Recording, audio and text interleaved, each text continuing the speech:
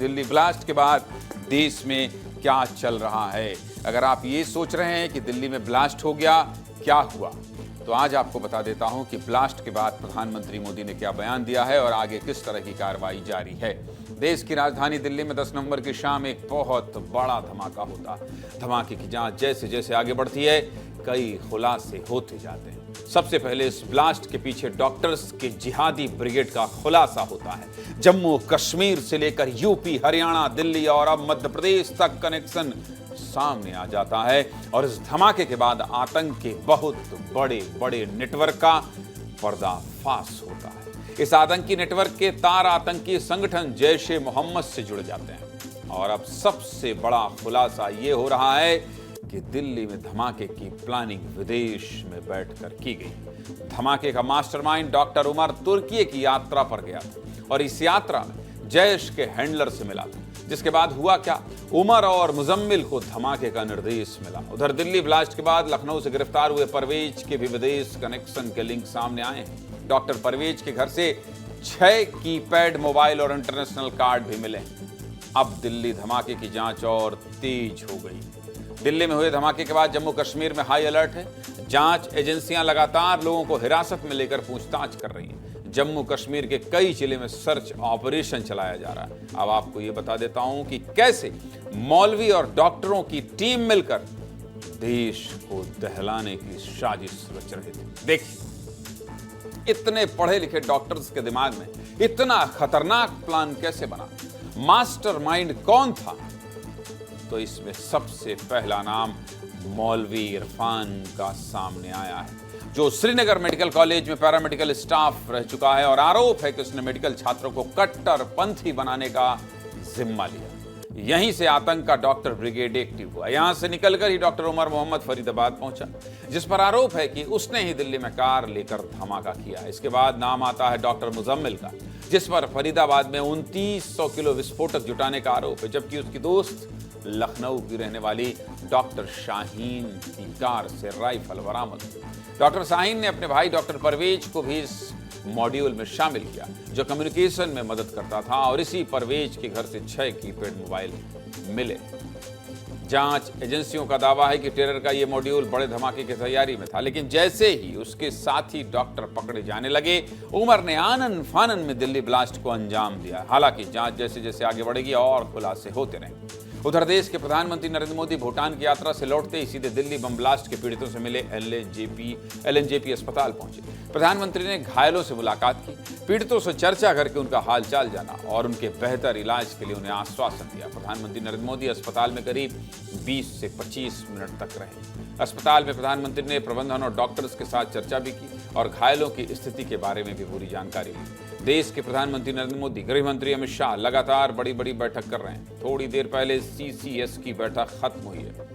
क्या अपडेट है, सीधा आपको अमृत तिवारी के पास लेकर चलते हैं, क्योंकि ये जो बैठक खत्म हुई है, अमृत, इससे क्या निकलकर सामने आया है, आपके सूत्र क्या बता रहे हैं? क्योंकि ये बहुत बड़ी बैठक देश में इसलिए हुई है क्योंकि देश की राजधानी दिल्ली को दहलाने की साजिश आतंकियों ने रची थी। आज का अपडेट अमृत तिवारी।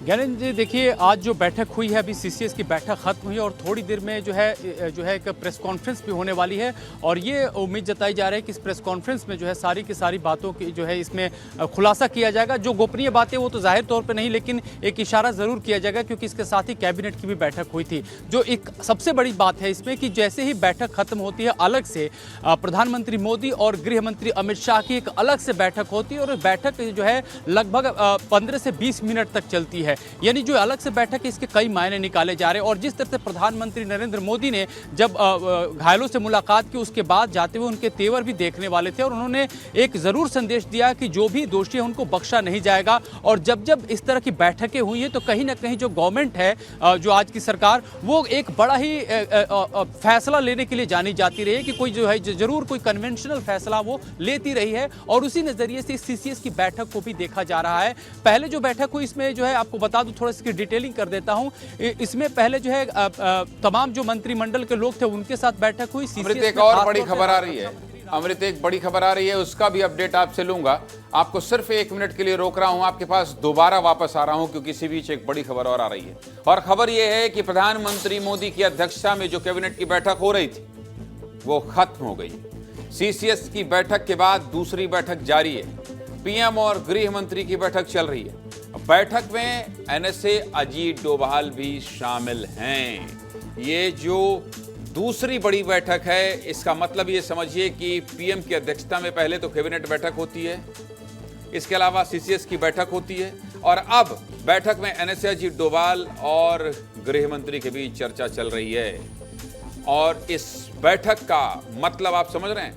इस बैठक के मतलब यह है कि बैक टू बैक बैठ के चल रही हैं। इसका मतलब कुछ बड़ा फैसला भारत सरकार ले सकती है, प्रधानमंत्री मोदी ले सकते हैं। अमृत तिवारी, अमृत। बिल्कुल, देखिए जिस तरह से इस घटना के तार जुड़ते जा रहे हैं और जिस तरह से एक बड़े स्तर पे धमाके करने की साजिश की ओर इशारा हो रहा है, वो निश्चित रूप से हमारी एजेंसियों से लेकर सबको चौकन्ना किए हुए है। असल में ये जो घटना घटी है, इसके पहले भी बहुत सारे ऐसे ट्रेल हैं जिसको बस्ट आउट किया गया, जिसका खुलासा किया गया हमारी एजेंसियों के द्वारा, और उन्हें घटना को अंजाम देने से पहले ही रोका गया। और इस घटना के बाद एक और जो बात सामने आ रही है जिसमें बॉडी लैंग्वेज का जिक्र हो रहा है, ज्ञानंद जी, इसका यहाँ जिक्र करना जरूरी है कि कल जब रात के समय जो है पाकिस्तान में हाफिज सईद के बेटे को देखा गया कि जो है एक मजलिस में शामिल होने गया और सभी लोग बड़े ही खुश थे और एक दूसरे से गले मिल रहे थे और वहाँ पे एक जश्न जो है मनाया गया।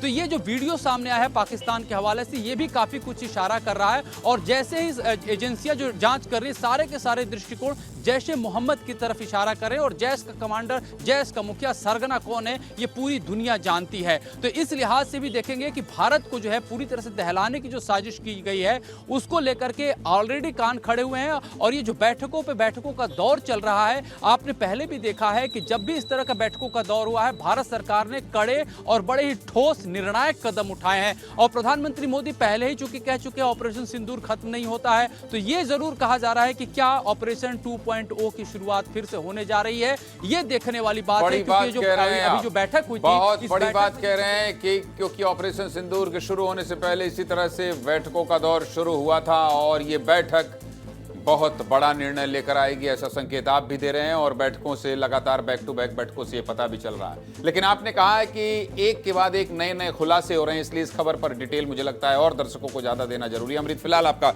बहुत शुक्रिया। दिल्ली बम धमाके के बाद जांच एजेंसियां हर एक पहलू की जांच कर रही और इन सब के बीच एक और बहुत बड़ा खुलासा हुआ है। एजेंसियों को जानकारी मिली है कि संदिग्धों के पास हुंडई i20 के अलावा एक और कार भी थी। ये संदिग्ध लाल रंग की कार फरीदाबाद में मिली। ये एक इको स्पोर्ट कार जिसका नंबर DL10 CK0458 है। कार डॉक्टर उमर उन नबी के नाम पर रजिस्टर्ड है। फरीदाबाद पुलिस ने कार को अपने कब्जे में ले लिया है। दिल्ली पुलिस की 5 टीमें कार की तलाश कर रही थी और इस कार के लिए दिल्ली पुलिस ने उत्तर प्रदेश और हरियाणा की पुलिस को भी अलर्ट भेजा था। जांच एजेंसियां तेजी से काम कर रही हैं, जिसमें बड़े बड़े खुलासे लगातार हो रहे हैं। इस धमाके के तार जैश ए मोहम्मद से भी जुड़े हैं, जो कि एक आतंकी संगठन। धमाके में जैश ए मोहम्मद का नया व्हाइट कॉलर टेरर मॉड्यूल उजागर हुआ है। मतलब डॉक्टर, प्रोफेसर जैसे पेशेवर लोगों को आतंकी मॉड्यूल में शामिल किया गया था। और ये इतना पढ़ लिख के शामिल भी हो गए थे मरने के लिए। हद है भाई, क्या ही शिक्षा लेते हैं। इस मॉड्यूल में डॉक्टर, प्रोफेसर और महिला सदस्य शामिल थे जो पाकिस्तानी हैंडलर्स के सीधे संपर्क में थे। और अभी हाफिज सईद के भतीजे कैसे, अमृत तिवारी बता रहे थे कि कैसे पाकिस्तान में जश्न मना रहे हैं, जलसा मना रहे हैं। जांच में पता चला है कि यह नेटवर्क मेडिकल प्रोफेशन और संस्थानों की आड़ में काम कर रहा था। यह संगठन हरियाणा के फरीदाबाद, जम्मू कश्मीर के पुलवामा और उत्तर प्रदेश के सहारनपुर सहित कई इलाकों से जुड़ा था। संगठन की शुरुआत धमाके से 37 दिन पहले 4 अक्टूबर को सहारनपुर की एक शादी से हुई। इसके बाद ग्रुप ने फौजियों को धमकाने वाले पोस्टर, हथियार, विस्फोटक और फंडिंग का नेटवर्क तैयार करना शुरू कर दिया। सुरक्षा एजेंसियों को कश्मीर में 19 अक्टूबर को जैश के पोस्टर दिखने से मॉड्यूल के एक्टिव होने की जानकारी मिली थी। सीधे मुद्दे की बात क्या? सीधे मुद्दे की बात यह है कि दिल्ली धमाके के तार देश के कई राज्यों के साथ साथ विदेशों से भी जुड़े हैं। आज का अपडेट आपको बता दिया, बहुत विस्तार से सब कुछ दिखा दिया।